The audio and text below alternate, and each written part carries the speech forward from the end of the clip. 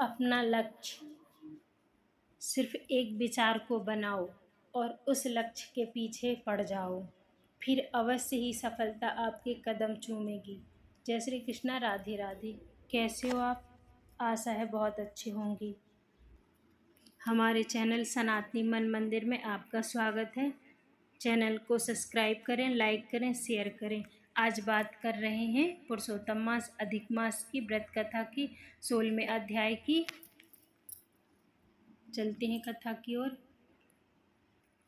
श्री नारायण ने कहा, हे नारद जी, भगवान की आज्ञा पाकर गरुड़ जी ब्राह्मण सुदेव से बोले, हे ब्राह्मण श्रेष्ठ, जैसा भगवान ने कहा, तुम्हें 7 जन्मों तक पुत्र सुख तो नहीं था, किंतु अपने स्वामी भगवान नारायण की आज्ञा से मैं तुम्हें पुत्र का वर देता हूँ। मेरे अंश से तुम्हें पुत्र प्राप्त होगा।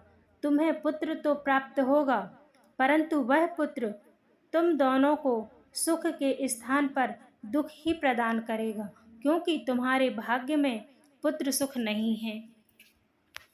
गरुड़ देव ने आगे कहा, हे द्विज श्रेष्ठ, अब आप अपने घर जाओ और भगवान के चरणों में भक्ति रखते हुए सांसारिक सुखों का भोग करो। इस प्रकार ब्राह्मण दंपत्ति को वरदान देकर गरुड़ देव पर सवार होकर भगवान विष्णु लोक को चले गए। ब्राह्मण सुदेव स्त्री सहित घर आकर सुखपूर्वक रहने लगा। कुछ समय बाद गौतमी गर्भवती हुई और 10वें मास में उसने एक अत्यंत सुंदर पुत्र को जन्म दिया। ब्राह्मण दंपति ने विद्वान ब्राह्मणों को बुलाकर बालक का नामकरण संस्कार कराया तथा ब्राह्मणों को यथाश्रेष्ठ दान आदि देकर संतुष्ट एवं प्रसन्न किया। इस बालक का नाम सुखदेव रखा गया। बालक सुखदेव शुक्ल पक्ष के चंद्रमा के सदृश वृद्धि को प्राप्त होता रहा। समय अपने पर पिता ने यज्ञोपवीत कराकर गायत्री मंत्र की दीक्षा देकर सुखदेव को ब्रह्मचर्य आश्रम में प्रवेश कराया। बुद्धिमान सुखदेव ने वेद अध्ययन प्रारंभ किया और अपनी गुरु भक्ति सेवा तथा प्रतिभा से अपने गुरु को माता पिता को परम प्रसन्न रखने लगा। एक बार ही पढ़ने से उसे सारी विद्याएं और शास्त्र याद हो जाते। एक दिन सुदेव ब्राह्मण के घर पर देवल ऋषि पधारे। वे करोड़ों सूर्य के समान तेजस्वी थे। सुदेव ने महर्षि देवल को दंडवत प्रणाम किया और पूजा करके उत्तम आसन पर विराजमान किया। मुनि के आसन पर विराजने के उपरांत ब्रह्मचारी बालक सुखदेव ने आकर मुनि के चरणों में गिरकर प्रणाम किया। सुखदेव को देखकर देवल ऋषि बोले, हे सुदेव, तुम धन्य हो, तुम्हारा भाग्य धन्य है। श्री हरि तुम पर प्रसन्न है, इसी से इस सुंदर पुत्र का वरदान तुमको प्राप्त हुआ है। सुदेव, तुम्हारा यह सुपुत्र गुण सागर और अत्यंत भाग्यशाली है।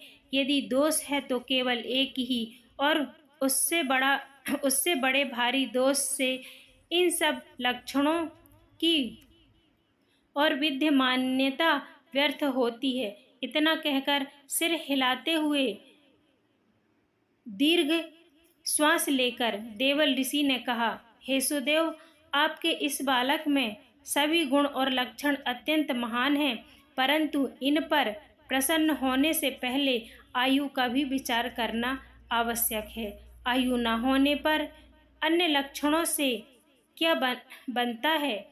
सुदेव सुनो, तुम्हारा यह पुत्र 12 वर्ष का होकर जल में डूबकर मृत्यु को प्राप्त होगा। तुम इनका मन में सोच तो करना नहीं, क्योंकि होनहार को कैसे रोका जा सकता है, वह तो होगा ही, इसमें कोई संशय की बात नहीं। इतना कह देवल मुनि ब्रह्मलोक चले गए।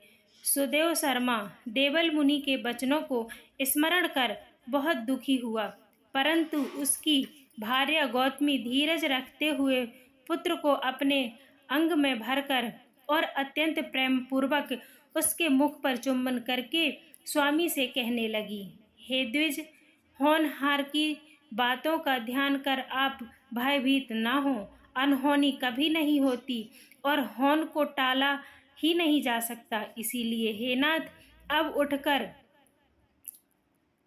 सनातन हरि का भजन करो, जिनकी शरण में रक्षा मिलती है। वाल्मीकि जी कहने लगे, इस प्रकार सुदेव अपनी भार्या के वचनों को सुनकर श्री हरि के चरण कमलों का ध्यान कर रखते हुए अपने पुत्र की अल्पायु और अकाल मृत्यु के शोक को भूलकर जीवन व्यतीत करता रहा। राधे राधे।